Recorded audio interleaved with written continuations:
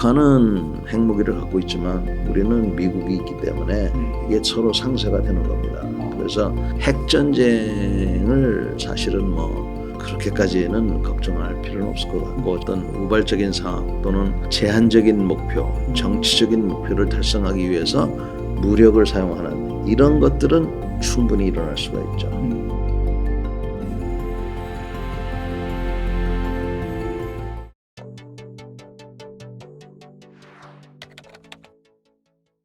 저는 제 이름은 전인범이고요. 육군에서 38년 동안 군복을 입고 있었습니다. 마지막 지휘관 생활은 특전사령관을 했습니다. 그리고 전역 후에는 우리 한미동맹을 증진하고 또 우리 안보의식을 제고하기 위해서 노력하고 있습니다. 그 외에도 동물 복지를 위해서 활동을 하고 있습니다. 네, 장군님 그러면 요즘에 그 지정학적으로 또 북한과의 관계에 있어서 이게 무서운 뉴스들이 많이 나와가지고요. 장군님을 이렇게 모시게 됐는데 한번 질문을 한번 드려보겠습니다. 네. 최근 이제 북한이 한국을 주적이라고 하고 막 전쟁 시에 완전 점령, 헌법에 명기하겠다 막 이렇게 무시무시한 발언을 했고요. 그 다음에 서해 연평도, 백령도 근처 바다에서 해안포 사격까지 했습니다. 그러면서 이제 전쟁 피할 생각이 없다라고까지 강력하게 말했는데요. 북한이 최근에 이렇게 행동을 하는 근본적인 원인이 있는지 무슨 의미인지 궁금합니다. 우선 지금 말씀하신 대로 우리한테 말폭탄을 지금 이제 거의 뭐 핵폭탄 수준으로 터뜨렸습니다. 그래서 핵폭탄이라고 하는 거는 더 이상 동족으로 보지 않겠다. 그 연장선은 여태까지 그래도 우리의 소원은 통일 이렇게 얘기를 했는데 그것도 다 필요 없고 우리 대한민국을 주적이라고 보고 그 다음에 같은 동족이라는 개념보다는 두 개의 다른 나라다 뭐 이렇게 보고 있고 좀 마음이 불편한 거는 각종 그동안 우리가 남북 대화를 위해서 만들어 놓았던 그런 기념탑 같은 것도 파괴하고 있어요. 북한이 그래도 남북 교류를 위해서 만들어 놨던 기구들을 다 해체하고 있고 또 우리가 그 동족이라는 그런 말이라든지 이런 것들을 다 지워버리고 있고 심지어는 그 사람들 그 뉴스 시간에 남한 이렇게 한반도를 이렇게 그려놨잖아요. 그 한반도 남쪽에 뭐 서울, 부산 뭐 이런 지명이 있었는데 그것도 다 지워버렸어요. 그래서 마치 대한민국은 더 이상 그들의 마음속에 존재하지 않는 걸로 이렇게 지금 하고 있어서 이게 그냥 쉽게 볼 일은 아니다라는 게 이제 첫 번째 우리가 유념해야 될 부분입니다. 두 번째는 그럼 왜 이렇게 하느냐. 첫째는 그동안 지난 문정부나 현 윤정부만 보더라도 더 이상 뭐 한국의 어떠한 성격의 정권이 운영이 되더라도 자기네들이 목표하는 것하고는 접목이 되지 않는다. 달성이 되지 않는다는 것을 보고 짜증이 굉장히 난 것 같습니다.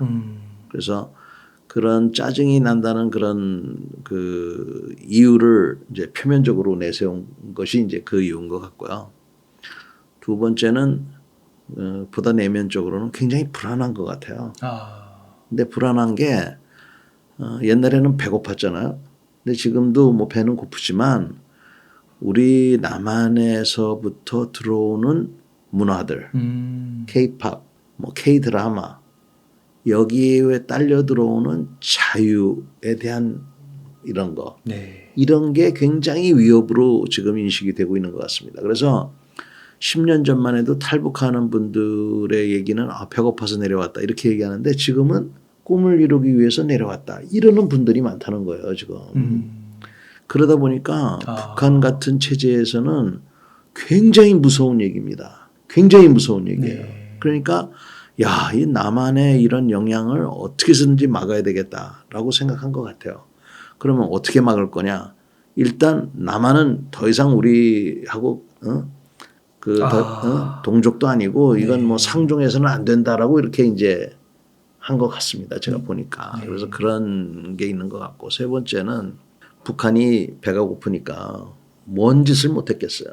그러니까 북한 군부 내에서도 우리가 왜 얼핏 뭐 얼만큼 신뢰할 수 있는지는 모르지만 보도에 보면은 뭐 화약 대신에 무슨 뭐 밀가루를 집어넣었다는 뭐 이런 보도들이 있잖아요.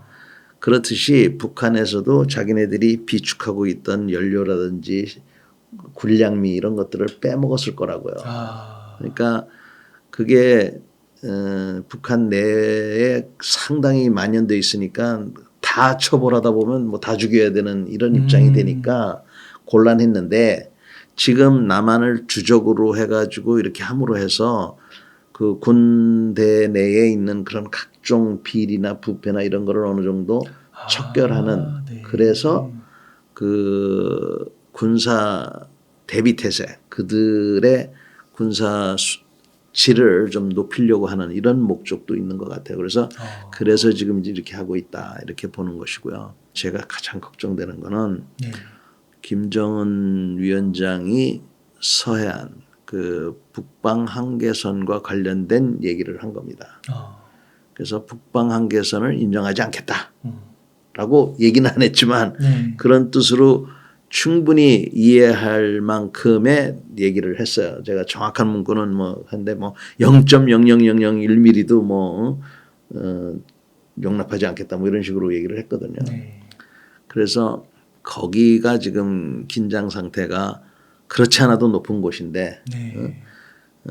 그런 발언 내용이 아주 굉장히 걱정이 되고 지금 말씀하신 대로 또 공교롭게도 거기서 포사격을 했고 또 어제는 또 미사일을 쐈고 네. 하기 때문에 상당히 그 불안을 조성하고 있다라고 현재는 이제 볼 수 있을 것 같습니다. 네.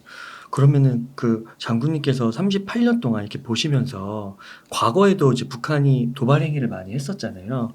그때랑 지금이 북한이 하는 도발 행동이랑 뭐 차이점이 있는 걸까요? 동일한 맥락이 더 많은 걸까요? 도발 유형은 뭐 비슷한데 김정은 위원장이 지금 이제 자기의 그 권력을 어느 정도 정착하고 나서 첫 번째 그 시험대에 올라와 있기 때문에 상당히 좀 어떻게 어떤 형태로 발전할지 그거를 우리가 한번 좀 봐야 될 것 같고요. 그 다음에 그 원래 그 NLL이라는데 네. 북방 한계선 그쪽이 굉장히 그 불안한 곳입니다. 그래서 거기에서는 우발적인 충돌도 충분히 일어날 수 있다는 점을 또 우리가 간과해서는 안 되고 가장 중요한 것은 북한이 핵무기를 갖고 있다는 거예요. 벌써 김정은 위원장이 이제 그 집권한 지가 10년 됐는데 네. 그 10년 사이에 핵무기를 완성을 했고 지금 한반도하고 일본까지는 투발할 수 있는 능력을 다 갖고 있거든요. 그래요? 그러니까 그 이게 이제 특징이 있는 것이죠. 그래서 그런 핵 능력을 갖고 또 보니까 재래식 군사력도 어느 정도 이렇게 개선을 해나가고 있는 게 분명해요. 거기다가 또 러시아가 도와주고 있고 중국이 또 도와주고 있고 그래서 그런 측면에서 새로운 위협 양상이라고 볼 수 있을 겁니다. 그렇군요. 그러면은 만약의 사태 때는 그 핵을 쓸 수도 있는 가능성이 있어서 우리도 거기에 준비해야 되고 이런 걸까요? 당연히 이제 그런 거고 북한이 핵무기는 이제 뭐 정권을 보호하기 위한 것이다라고 얘기를 했지 않습니까? 네. 그러니까 핵무기는 뭐 사용하겠다고 했고 자기네들이 정권을 보호하기 위해서는 한반도 내에서도 쓸 것이 뭐 틀림없으니까 네. 그런 측면에서는 굉장히 참 우리로서도 정신을 바싹 차려야 되는 그러한 상황이라고 봅니다. 네. 그러면 장군님 만약에 전쟁이 벌어지면 뭐 핵무기가 있으니까 뭐 전쟁에서 우리나라가 상대가 안 되고 막 그런 정도인 건가요? 그렇지 않죠. 왜냐하면 일단 우리가 핵무기는 없지만 네. 미국이라는 강력한 우방이 있잖아요. 네. 그러니까 북한은 핵무기를 갖고 있지만 우리는 미국이 있기 때문에 네. 이게 서로 상쇄가 되는 겁니다. 그래서 핵전쟁을 사실은 뭐 그렇게까지는 걱정할 필요는 없을 것 같고 저라면. 네. 그다음에 지금 시대에는 전쟁도 우리가 다시 한번 생각을 해봐야 돼요. 그러니까 1960년대 70년대에는 정말 북한이 다시 탱크 몰고 내려와 가지고 부산까지 점령하는 그런 거를 우리가 걱정을 했어요. 네. 그다음에 우리도 수틀리면 압록강까지 올라가겠다 이렇게 생각을 했고. 네. 근데 지금은 우리 PD님 보기에 북한이 부산까지 갈 수 있겠습니까?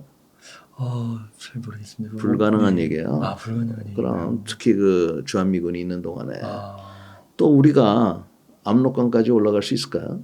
중국이나 러시아. 그러니까 어려워. 아. 그러니까 이제는 그런 전쟁은 일어나기가 쉽지 않아요. 아, 그런 전쟁은 일어나기 쉽지 않은데 음, 그 외에 어떤 우발적인 상황 또는 제한적인 목표, 정치적인 목표를 달성하기 위해서 무력을 사용하는 이런 것들은 충분히 일어날 수가 있죠. 그래서 그런 것을 우리가 유념을 해야 되고 또 그 바탕에는 안보 의식을 우리가 늘 걱정만 할 게 아니라 네. 필요하면은 내가 목숨 걸고 이 나라를 지키겠다 하는 그런 굳센 마음이 필요한 것이죠. 국지전은 언제든지 나올 수 있다. 국지전은 언제든지 일어날 수 있습니다. 그렇군요. 그러면은 과거보다 국지전까지 포함해서 전쟁 가능성은 좀 높아진 거예요? 지금 전쟁 가능성이 높아졌다고 이제 단적으로 말씀드리기는 어렵지만 네. 모든 사람들이 아마 좀 불안해할 겁니다. 네, 맞아요. 그리고 특히 제가 이렇게 보면 외국 사람들은 우리보다 한 10배 정도 더 불안해하는 것 같아요. 맞아요. 그래서 이러한 현실이 있는데 이렇게 불안해한다는 건 긴장 상태가 높아졌다는 거잖아요. 그래서 이 긴장 상태가 높아지면은 작은 것에서도 깜짝 놀랄 수 있거든요. 깜짝 놀랄 때 엉뚱한 일이 일어날 수가 있어요. 그래서 일단은 이 긴장 상태, 이 텐션을 낮추는 게 이게 중요합니다. 네. 그래서 현재 우리가 북한이 이렇게 막 말폭탄을 떨어뜨리면 네. 우리도 말폭탄을 하는 방법도 있지만 네. 그렇게 하면 긴장 상태가 계속 올라가니까 북한이 말폭탄을 그렇게 얘기하면 네. 네. 말씀을 좀 삼가하시죠 하는 그 정도로 정도로. 점잖게 하면서 그러나 우리의 어떤 대비 태세를 잘 내실을 기하는 이런 모습이 제일 저는 바람직하다고 보고 우리가 북한이 말폭탄 터뜨린다고 그래서 우리도 말폭탄은 터뜨리고 그런데 또 내실은 또 기하지 않는다. 이거는 최악의 경우라고 생각합니다. 그래서 저는 북한이 말폭탄을 터뜨리더라도 우리는 점잖게 대응을 하고 그 대신 내실은 아주 굳건하게 할 필요가 있다라는 게 제 생각이에요. 그게 그런 맥락이군요. 그러니까 어떤 분들은 막 동해상에 미사일 쏘면 우리도 쏘고 바다에다 쏘고 막 포 쏘면 우리도 쏘고 막 이렇게 좀 보여줘야 쟤네가 저렇게 안 하지 않을까 이렇게 얘기하시는 분들도 있는데 오히려 그렇게 하면 긴장도가 올라가니까. 그런 말씀하시는 분들 생각이 틀렸다고는 할 수 없는데 네. 그렇게 하면 네. 어느 순간에 우리가 TV를 틀 때도 마찬가지잖아요. 네. 그 에피소드 몇 번을 보느냐에 따라서 악당과 히로가 바뀌듯이 네. 어느 순간에 보면은 누가 먼저 쐈는지 모를 수도 있잖아요. 네. 그러니까 결국은 제가 아까도 말씀드렸지만 여기에 그런 긴장 상태가 유지되는 것이 별로 우리한테 좋지 않다. 왜? 잃을 거는 우리가 많으니까. 그래서 우리가 잃을 게 많기 때문에 내실은 기하되 네. 굳이 똑같이 이렇게 말폭탄을 터뜨릴 필요는 없다. 그래서 그 점잖게 대응하는 것이 저는 바람직하다고 생각합니다. 네. 장군님 북한이 핵을 좀 제외하고서 한국군하고 좀 군력을 좀 비교한다고 했을 때 좀 어느 정도 되는지 궁금한데요. 북한군의 좀 전력이 어떻게 되나요? 북한군 해군하고 공군은 우리하고는 뭐 게임이 안 되고요. 전혀 제가 보기에는 안 되는데 북한 육군 지상군 같은 경우에는 장비는 뭐 너나 할 것 없이 우리가 우수하다는 건 인정이 되는데 네. 북한은 사회 성격이 우리랑 틀려서 예를 들어서 뭐 북한 인민군 10만 명이 죽었다. 아마 눈 깜짝하지 않을 거야. 아, 북한 사회 같으면. 네. 근데 우리는 북한보다 인구가 2배가 많지만 10,000명이 죽었다. 난리 날 것 같은데요. 별로 좋은 현상이 아니죠. 그죠? 맞아요. 그러니까 벌써 그런 가치에서 틀리기 때문에 지상군은 그 장비만 갖고 되는 게 아니라서 저는 그런 측면에서 이제 북한이 우리하고는 성격적인 그런 체질적인 차이가 있어요. 그래서 예를 들어서 상대방은 10명이 죽고 우리는 1명만 죽는 이런 상황을 상대가 감수한다 그러면 우리한테도 상당한 피해가 올 수밖에 없습니다. 그래서 그런 현실에 있기 때문에 우리가 북한하고 싸워가지고 이득 볼 게 별로 없다. 속은 시원할지 모르지만. 그다음에 아까도 우리가 전쟁에 대해서 잠깐 얘기했는데 우리 PD님도 인정하셨지만 우리가 압록강까지 올라가기 쉽지 않고 북한이 부산까지 내려오기 쉽지 않다면 대충 어떤 모습이 될 것 같냐 하면 서울이 불바다가 되고 평양이 불바다 되는 거거든요. 그러네요. 평양이 불바다가 되면 PD님은 속이 시원하시겠어요? 안 그럴 것 같아요. 저도 뭐 속은 시원할지 모르지만 실질적으로 얻은 게 뭡니까? 없죠. 그러니까 네. 가장 크게 우리한테 이득이 되는 거는 안 싸우는 건데 그 안 싸우는 방법은 철저히 준비를 잘해야 된다고 생각을 해요. 네. 이거는 뭐 동서고금을 막론하고 나온 그 교훈입니다.